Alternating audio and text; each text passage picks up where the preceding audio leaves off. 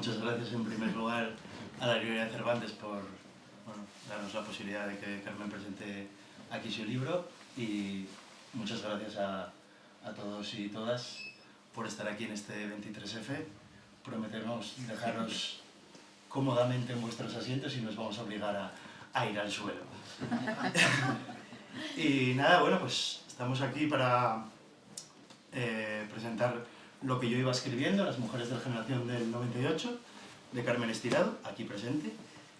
Y nada, pues para presentar a Carmen someramente, decir nada, que Carmen es escritora y además es periodista, que ha escrito ya 2 libros además de este, uno es Las llaves de casa, con el que fue galardonada con el premio Isla de las Letras a Mejor Novela Urbana, y Fábrica de Luz.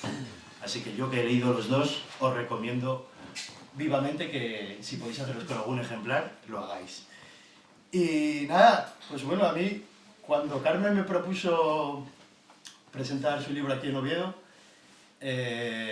para mí, obviamente, por el aprecio personal, pero también artístico que le tengo, fue todo un honor, pero inmediatamente después he de reconocer que me asedió un poco el vértigo, porque no soy ningún experto en las mujeres de la generación del 98, ni siquiera en la generación del 98. Obviamente, como muchos supongo de los aquí presentes, había leído a Unamuno, a Baroja, a Machado, pero no conocía ni un solo nombre de los libros de las mujeres a las que Carmen hace mención en el libro. Y luego, para aplacar ese vértigo, pensé, bueno, de ahí el objetivo de este libro, ¿no?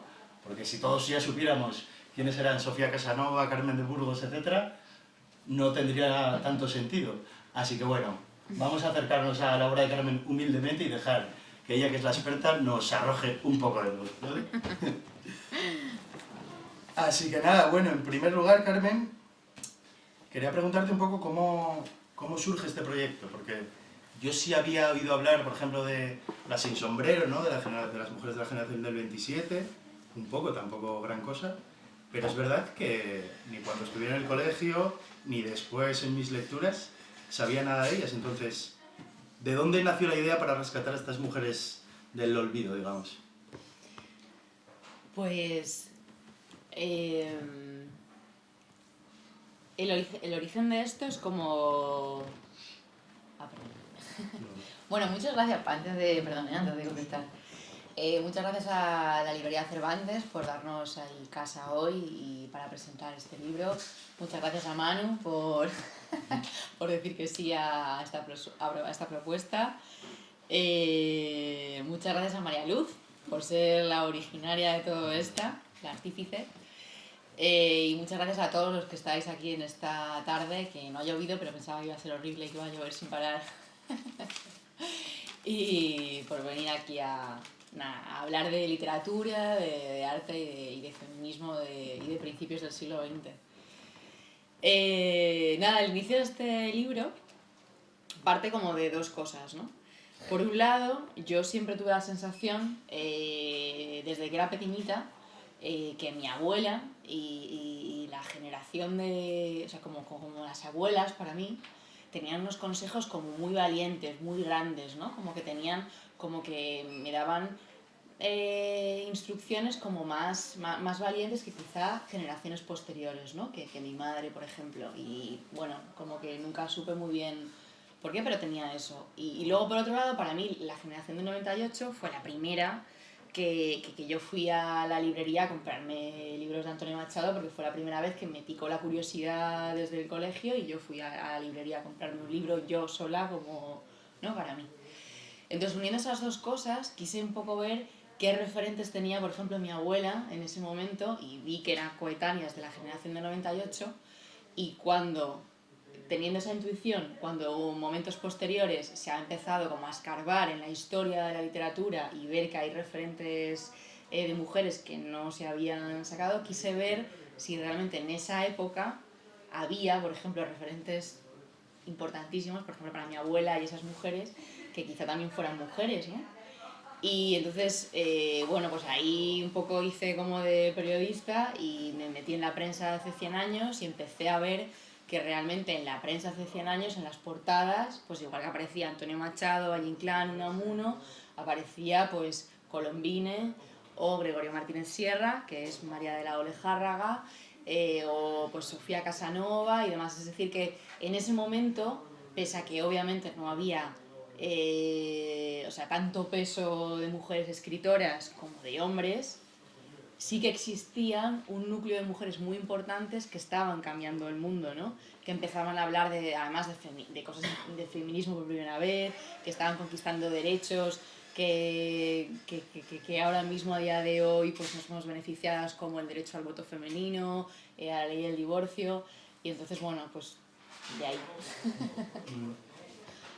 En el prólogo, Laila Martínez empieza justo la primera frase y dice que durante mucho tiempo las mujeres no tuvimos genealogía. Entonces te quería preguntar, porque o sea, yo pienso que eso es extensible tanto a la literatura como al periodismo, si me apuráis, casi hasta el fútbol femenino, ¿no? Yo pienso en amigas mías que les gustaba el fútbol, pero no tenían esos referentes que igual ahora, con Alexia Putellas, o empiezan a tener, y entonces igual sí se plantean la posibilidad de ser futbolista, ponle. Entonces te quería preguntar a ti, como escritora y también como periodista, ¿qué supone para ti, en plan, no haber tenido igual esa genealogía? O sea, ¿cómo ha influido en ti un poco, ¿no? Rescatar a esas autoras que al final son la genealogía de todas las mujeres que escribís y que hacéis periodismo, por ejemplo? Pues no sé identificar bien el no haberlas tenido que me ha supuesto, ¿no? Porque es más fácil, sí que al descubrirlas, como que ha sido, pues me ha empoderado mucho, o sea, me ha empoderado mucho que incluso en el día de hoy, ¿no? O sea, pues de repente voy al trabajo y de repente veo que mi idea no está siendo igual defendida que la de, por ejemplo, un hombre y digo, joder, esto pasó hace 100 años, no me puede volver a pasar, ¿no? O sea, como que realmente sí que el tener referentes que hayan escrito, que hayan sido corresponsales de guerra, que hayan llegado a Hollywood, te hace pensar que tú puedes soñar con eso, ¿no? Al revés me cuesta más, la verdad, identificarlo. Yo espero que en las generaciones futuras, al tener esos referentes, pues quizás se atrevan a soñar desde más jovencitos o más jovencitas con unos futuros más brillantes, ¿no? Claro, como que asumiste un poco pues, el vacío que había y lo diste como por natural, digamos, ¿no? Claro, yo nunca me pregunté, porque en la generación que a mí me marcó más no había mujeres. Di por hecho que las mujeres no podían estar, que era normal que solo hubiera hombres. O sea, en ese momento cuando me lo estudié, pues ya ahora pues pienso, sí, ojalá hubiese leído a estas mujeres y hubiese visto que esa generación que me marcó tanto, pues la marcaba el pensamiento, la filosofía y el arte, tanto hombres como mujeres, ¿no? Y mencionabas antes a Gregorio Sierra, seudónimo de María Lejárraga, y para documentarme un poco para la presentación, en el documental sobre María Lejárraga, creo que es Vanessa Monfort, la escritora y dramaturga, dice que para ella es la mayor farsa de la literatura española. No sé qué opinas tú de ese tipo de relación y qué relación, valga la redundancia, guarda con el título, que yo no sabía a qué te referías, y a raíz de leer el libro entendí un poco que hay ahí un vínculo.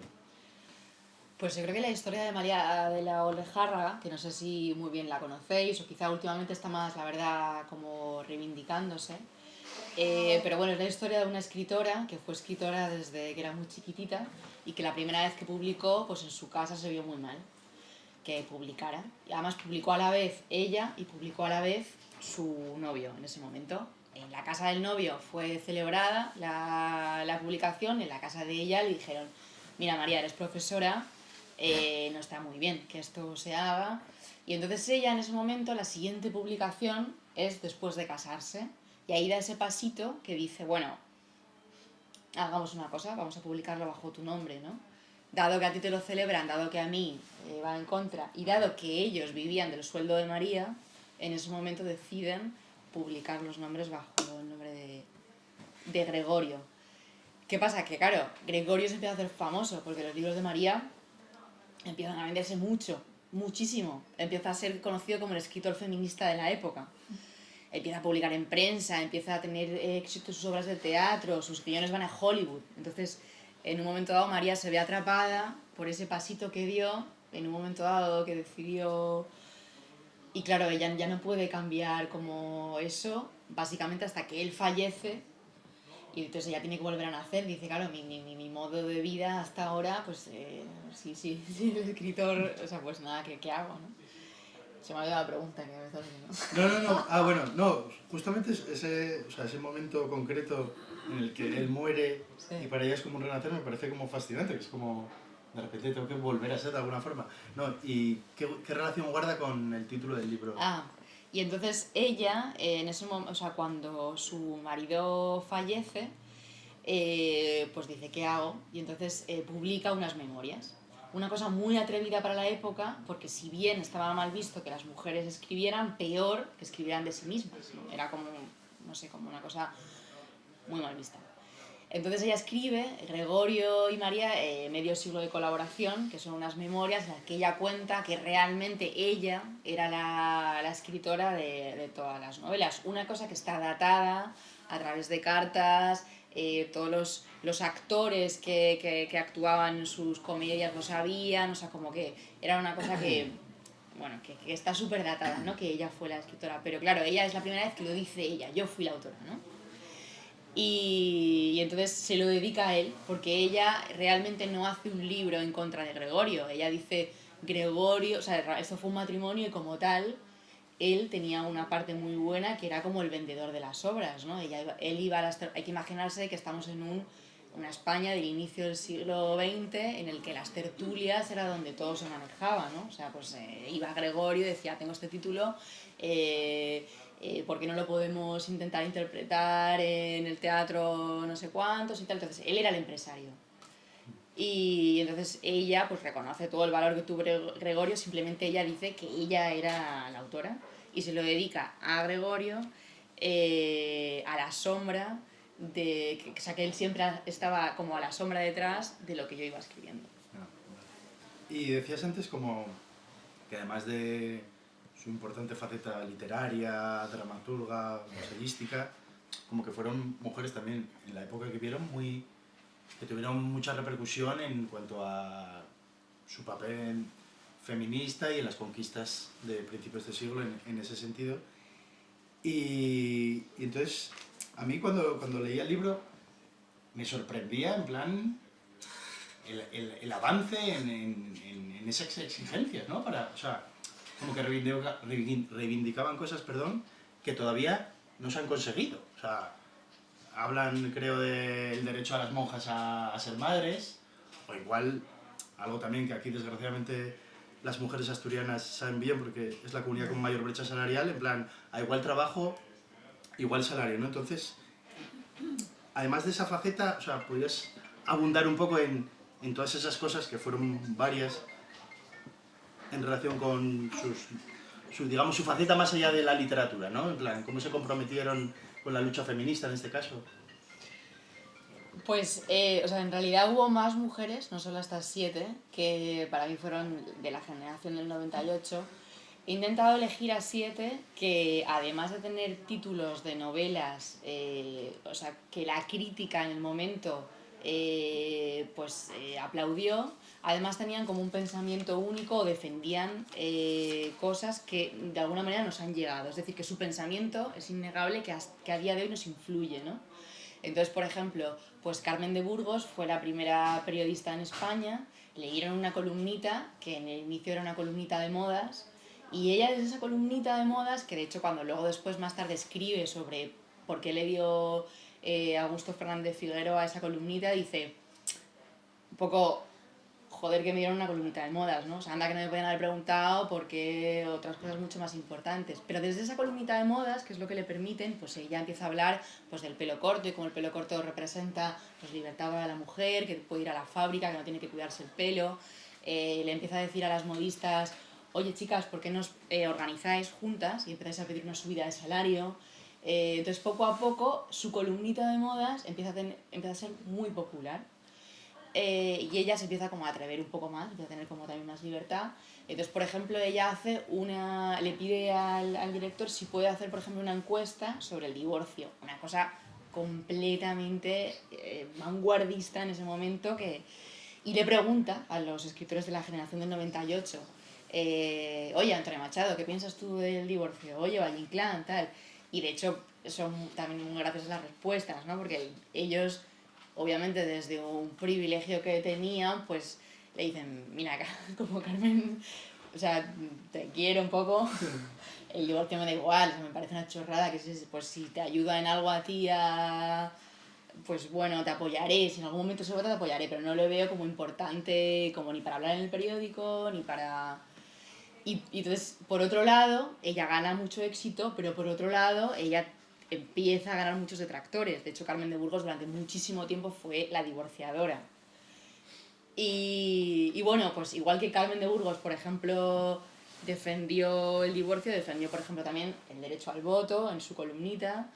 Y ella pues protagonizó la primera marcha de las sufragistas españolas hasta el Congreso, que le dieron como un panfleto al Congreso para decir tenemos que votar. Es decir, que las 7 mujeres que, pues por ejemplo, María de la Olejarra, que antes hablábamos de ella, si bien obviamente estas mujeres no fueron las primeras en hablar de feminismo, sí que fueron las primeras en pronunciar la palabra feminismo. Y ahí te voy a sacar una fricada. Adelante. Esto es, bueno, las cartas a las mujeres de España. Esto fue un libro que escribió María Lejárraga, que se puede encontrar ahora. Bueno, ahora la acaban de reeditar por la editorial Renacimiento, pero realmente pues en la biblioteca donde yo hice la investigación y demás, pues hay que buscarlo por Gregorio Martínez Sierra. Y ella, pues claro, y Gregorio, que se empezó a hacer además famoso por ser, claro, el escritor feminista, ¿no? Pues ella es una de las primeras que habla del feminismo, ¿no? Dice, por ejemplo, estoy seguro de que han oído ustedes algún día hablar de feminismo, aunque sea para burlarse de él. Habrán ustedes oído decir a sus maridos que hay por ese extranjero de Dios o del diablo mujeres que quieren votar y hasta vender el voto como un hombre cualquiera. Otras que intentan ser alcaldesas y aún comerse los fondos del municipio, como un hombre también. Otras que hablan en mítines para pedir derechos, igualdad, libertad. ¿Sirven las mujeres para tan importantes cosas como los hombres? Señoras mías, el movimiento se demuestra andando. Las mujeres de Francia y Alemania, donde el servicio obligatorio se ha llevado al campo de batalla a la mayoría de hombres válidos, se han encargado de desempeñar los empleos que sus maridos desempeñaban. Bueno, en fin. Pero hay que imaginarse eso, 1900, escribiendo como estas cosas, ¿no? Y poniendo sobre la mesa por primera vez la palabra feminismo, por ejemplo. No deja de ser curioso que empieza como estoy seguro, ¿sabes? Que se vería fatal ahora mismo, ¿no? Que un hombre dijera esto. Que, bueno, más allá de eso, de el papel que jugaron, digamos, más como activistas políticas, digamos, también en su faceta como escritoras incluyeron, digamos, cuestiones feministas. Entonces me llama la atención en el libro un momento en que hablas de como la diferencia que hay entre las escritoras con respecto a los escritores varones en su representación de la mujer. O sea, cómo también a través de textos literarios cambia el enfoque según, en este caso, sean mujeres o hombres, ¿no? No sé si puedes darnos como eso, algunos ejemplos o detalles de cómo cambia según quién sea. O sea, yo creo que la generación del 98 había ahí como una pugna entre lo nuevo y lo viejo, ¿no? O sea, es un momento en el que en España hay como, pues, una sensación como de desconsuelo, ¿no? Se han perdido las colonias, entonces es como, bueno, ¿qué pasa con España? Se está como yendo para abajo, entonces estos escritores son reconocidos por volver como a impulsar la moralidad de los españoles, darles como nociones sencillas de temas importantes para que todo el mundo lo entendiera, ¿no? Hablan del amor, de la guerra, de la muerte, de la amistad, y de cosas concretas, ¿no? De los campos de Castilla, de las ciudades que están viniendo los coches por primera vez, de los cafés y demás. Y entonces la mujer es un tema en ese momento, ¿no?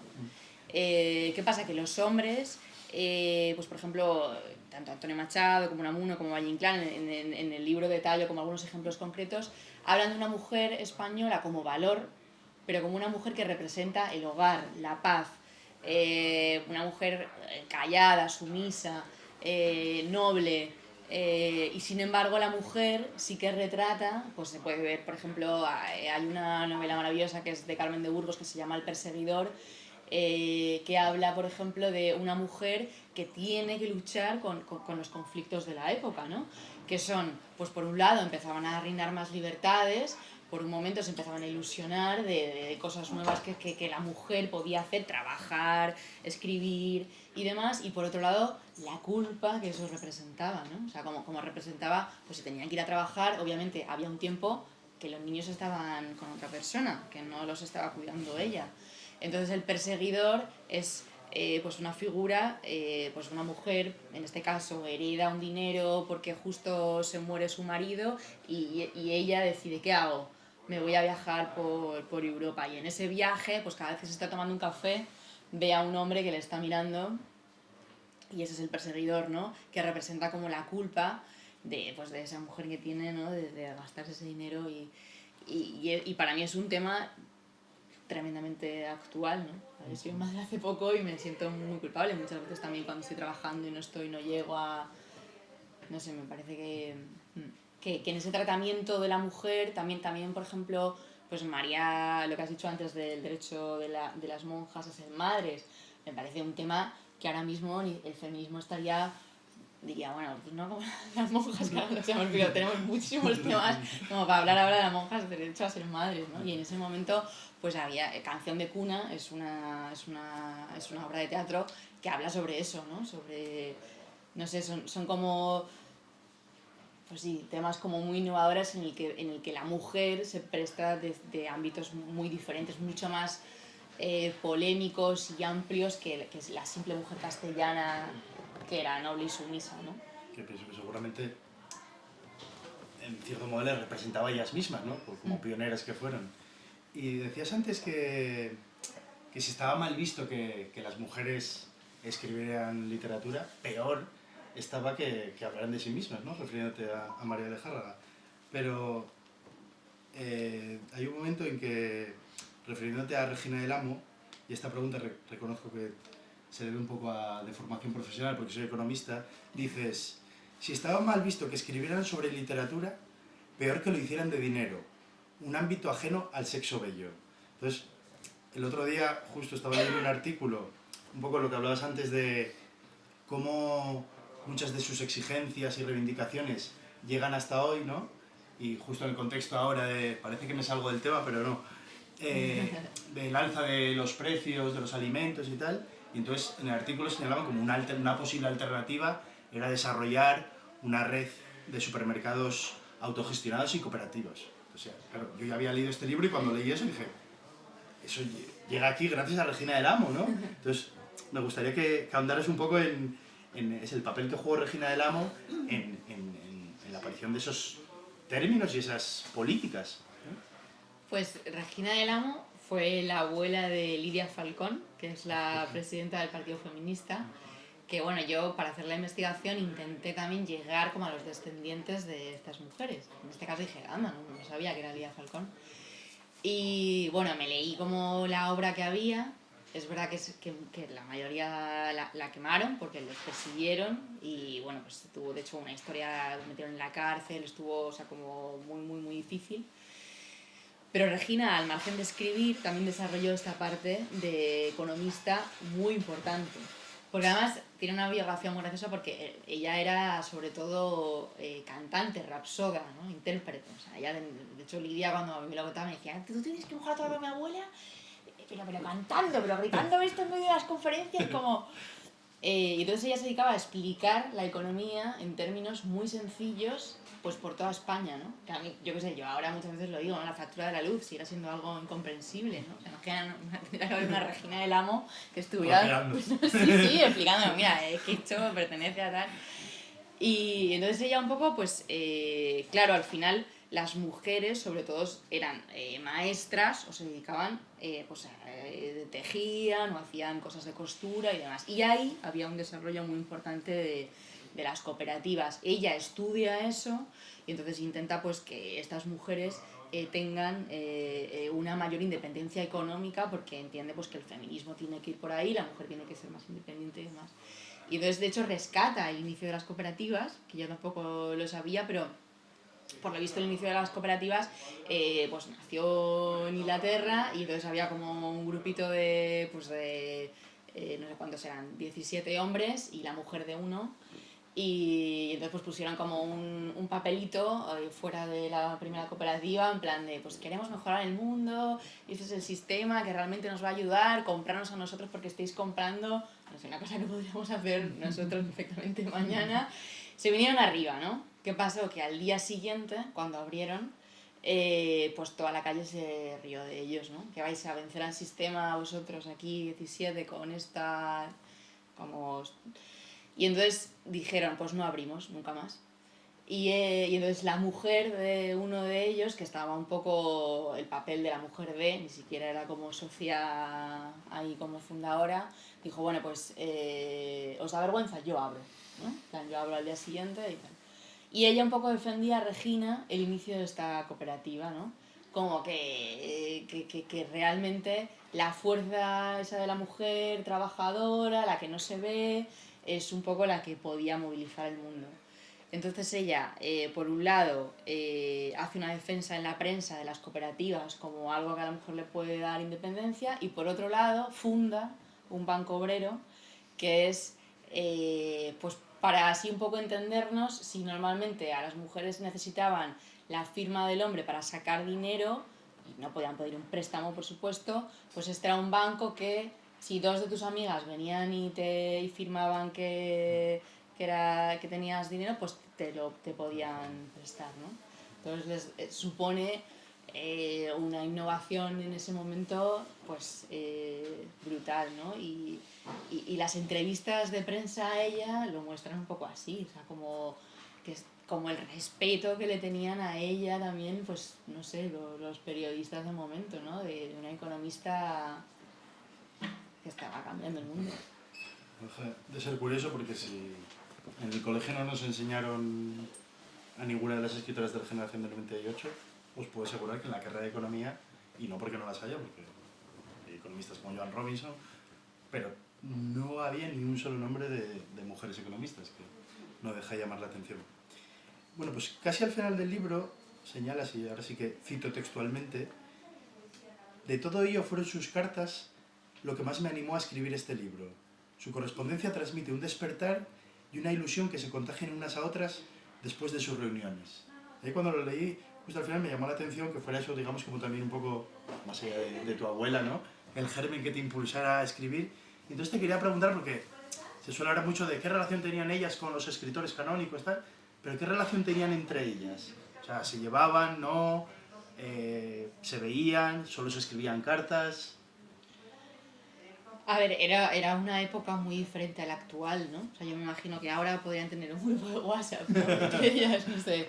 En ese momento, pues estaba mal visto que fueran a los cafés, y por tanto trasladaban esas reuniones primero a los domicilios, pues tanto, por ejemplo, María Alejandra tiene un saloncito muy importante, como luego Colombine, o sea, Carmen de Burgos,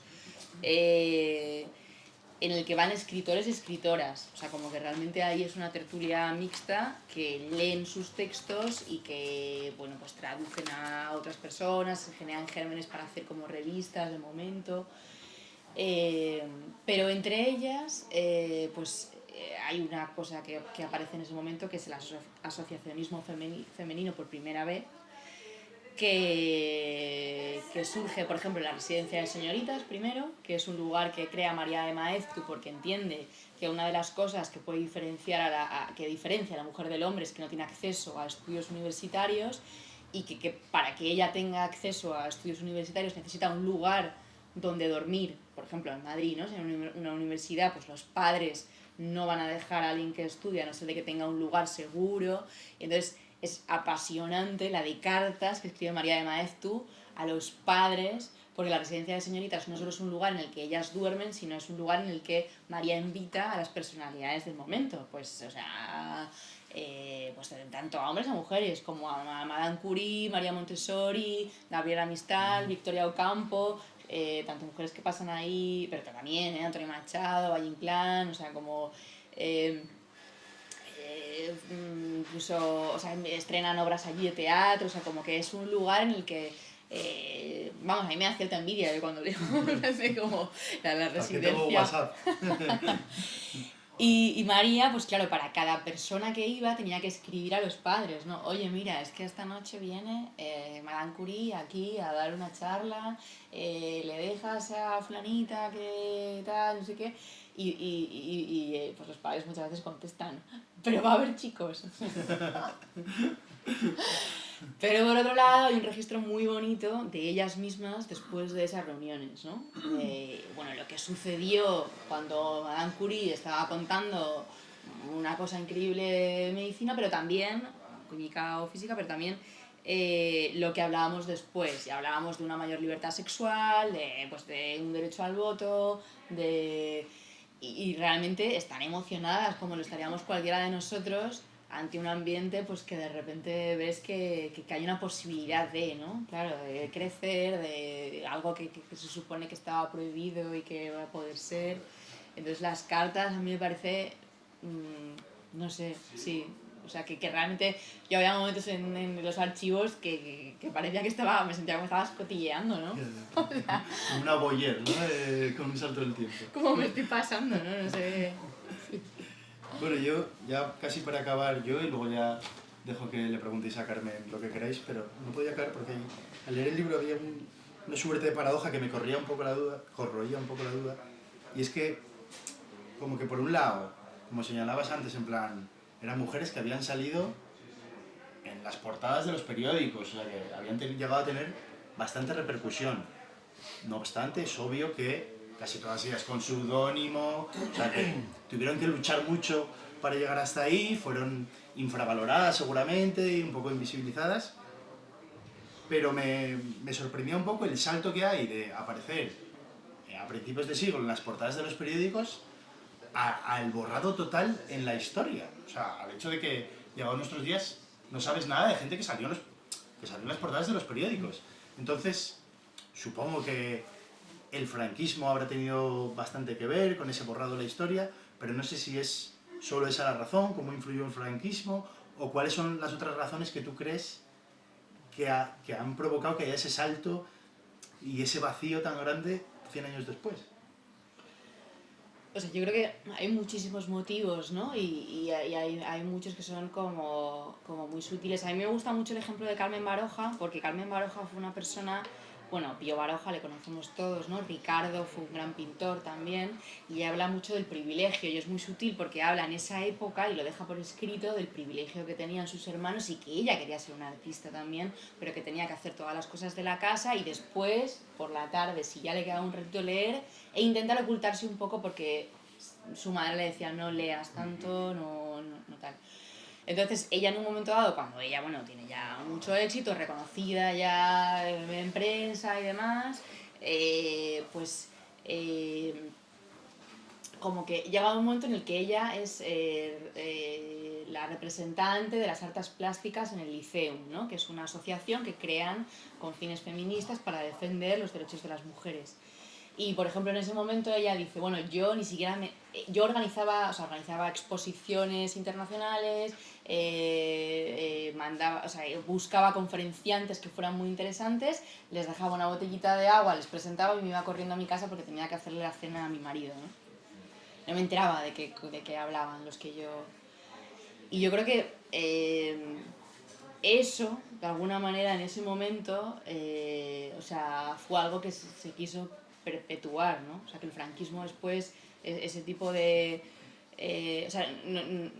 hubo un momento en el que hubo una quema de libros, o sea, ¿no? Había una lista de libros peligrosos y demás, tanto de hombres como de mujeres, y cuando se intentó recuperar y cuando se editaron nuevos textos, la gente que estaba en las juntas que estaba diciendo qué libros reeditar y qué libros no, pues seguía habiendo una democracia que estaba arrancando, ¿no? Entonces, esas personas que eran como más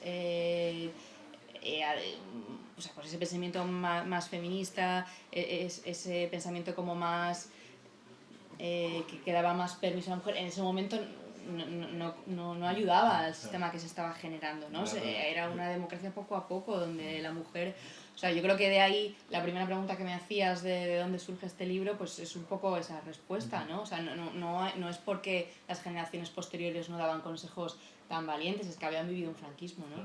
Y quizá pues las mujeres más mayores que sí que habían tenido como más referencias, pues hablaban en una libertad también como más diferente, ¿no? Claro, de hecho, en el documental de María Lejarraga, creo que Carmena dice, ¿no? O sea, como mujeres de su generación no tuvieron... O sea, las mujeres de la transición, muchas no tuvieron referentes. Claro. Porque vivían de ese vacío, ¿no? Y claro, es curioso. Bueno, pues nada, ahora quien quiera preguntarle algo a Carmen. ¿Cuántas mujeres te quedaron en el tintero?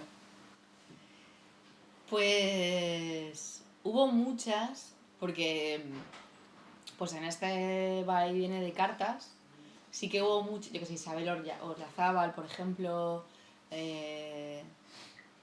no sé, luego muchas que por edad también decidí como que tenía que ser un poco circunscribirme justo a la generación del 98, o sea, como respetar cuando nacieron más o menos los escritores.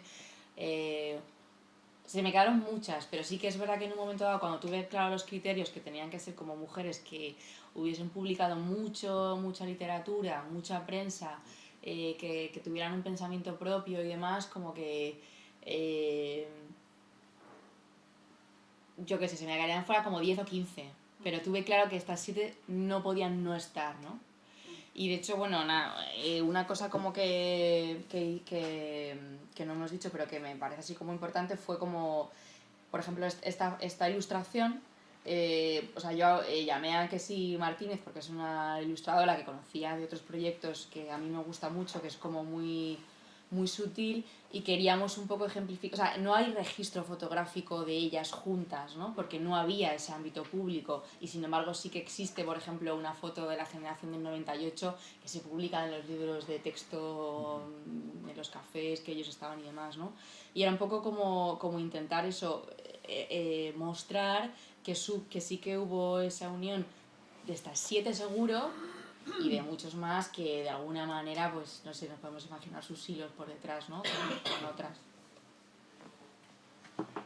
Y entre las ausentes, que no están ausentes porque justo las mencionas en el libro, está Rosario de Acuña, la menciono solo porque vivió en Gijón. De hecho, si mal no recuerdo, mi madre dio clase en un instituto que lleva su nombre, y de hecho se construyó una casa que yo un día iba caminando por ahí, Sí. hay ahí como un poema que escribe ella, que ya quisiera yo tener esa casa justo al lado del mar y tal. ¿Sí? Y luego justo yo pensando en ella, dije, pues mira, hasta Carmen la menciona porque la mencionas de pasada, a referencia, no me acuerdo qué. Fue la mentora, una de las mentoras de María Lejárraga, que en un momento dado de ella intenta hacer como una especie de editorial solo para publicar a Rosario Acuña, porque cree que se ha hecho como un trabajo desmerecido con ella y demás, y tiene ahí por ahí algún libro suyo de La abuela justa, que es de Rosario Acuña, que es muy fascinante también. ¿Y los libros se pueden encontrar, los que citas, los que vas citando como bibliografía?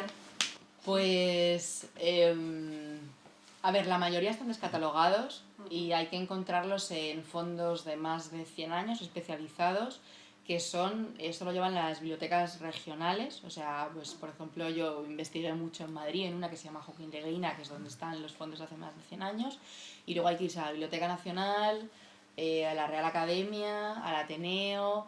O sea, hay que tener el tiempo y el cariño y pedir cita previa para poder leértelos, pero bueno, desde un tiempo a esta parte hay algunos que se están reeditando, y luego pues hay nombres que son más conocidos que otros, ¿no? Por ejemplo, pues si quieres leer cosas de Belén de Sárraga, aquí es muy difícil. Por ejemplo, en Latinoamérica, presenté el libro en Buenos Aires y por ejemplo me hizo gracia porque todo el mundo me preguntaba por Belén de Sárraga. Allí es súper conocida y allí se leen muchos libros suyos. Aquí pues a lo mejor podemos encontrar más fácil de Carmen de Burgos y ahora de María Lejárraga, que está un poco más en boga. Vamos a dar paso a una pequeña sorpresa, porque Alfonso Gardi, nuestro gran amigo, va ahora a deleitarnos con un par de canciones.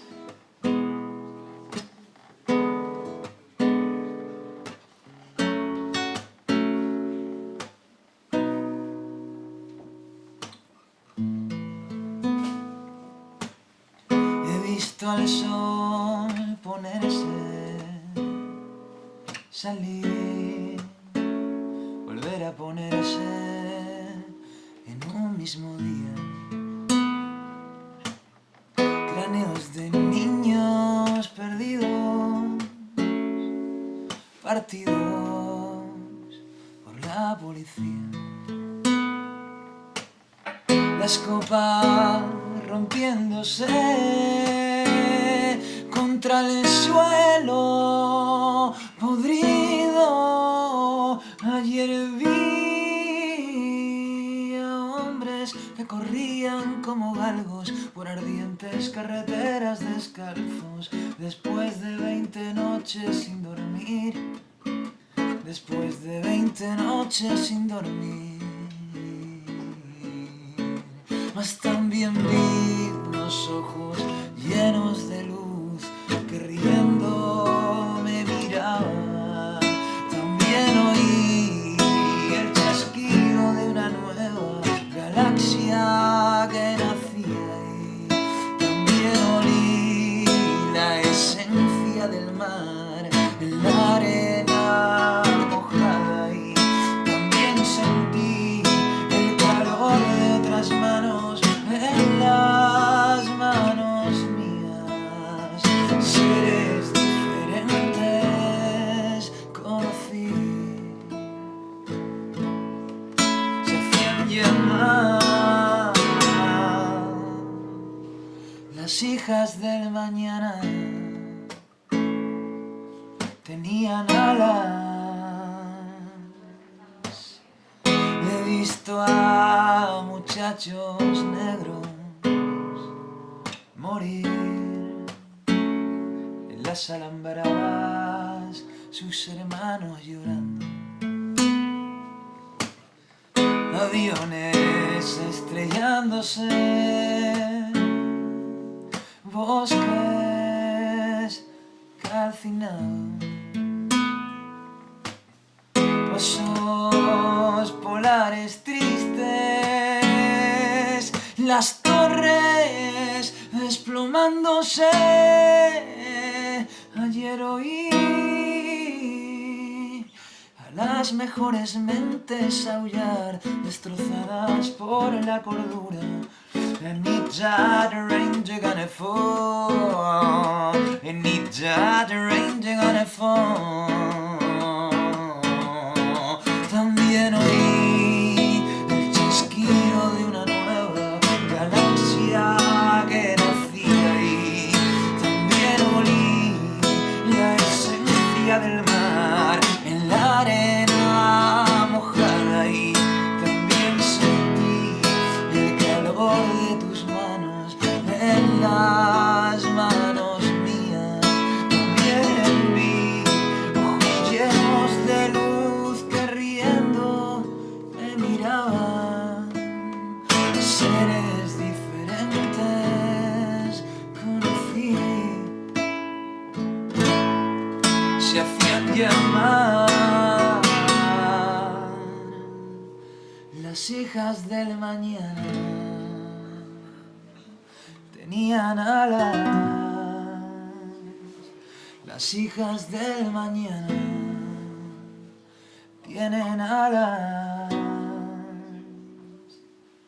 las madres del mañana.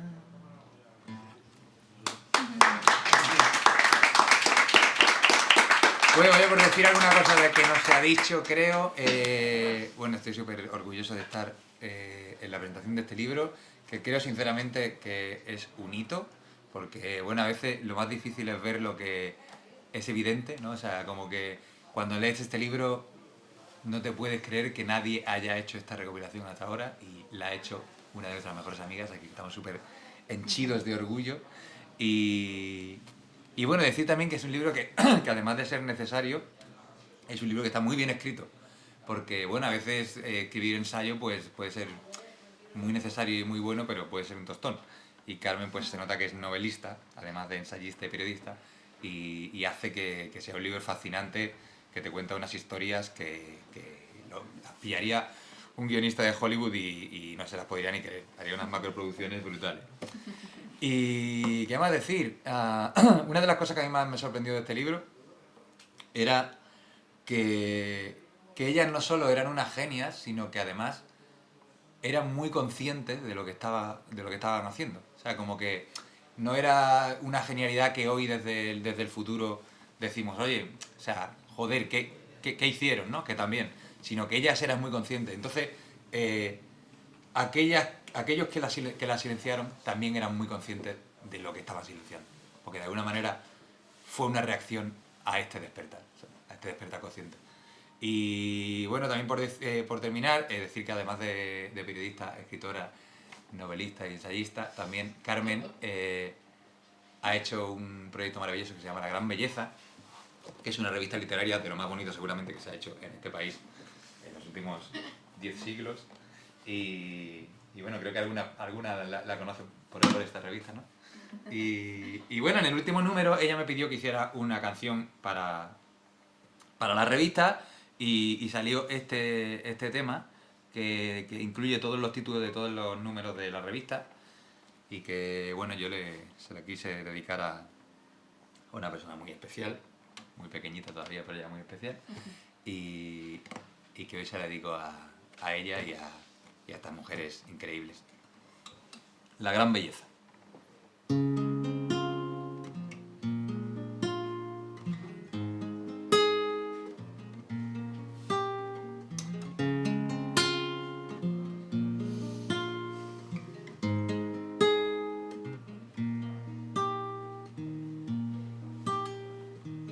Que no te apaguen la duda, que no te marquen el juego, que puedas tocar el fuego sin perderte en la locura, que tu yo baje y suba,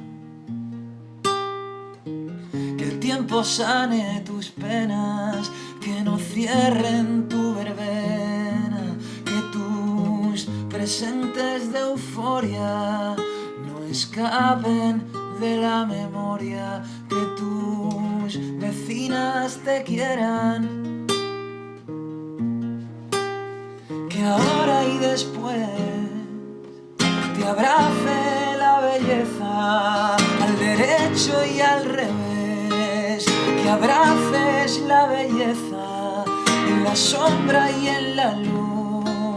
La gran belleza eres tú, la gran belleza eres tú, la gran belleza que crees que ahora y después te abrace la belleza al derecho y al revés, que abraces la gran belleza en la sombra y en la luz. La gran belleza eres tú, la gran belleza eres tú, la gran belleza que crees.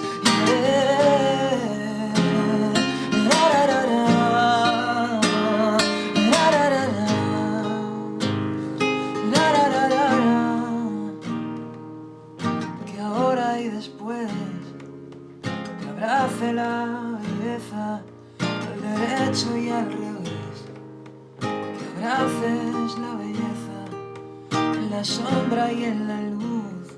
La gran belleza eres tú, la gran belleza eres tú, la gran belleza. Gracias. Y ahora a comprar el libro.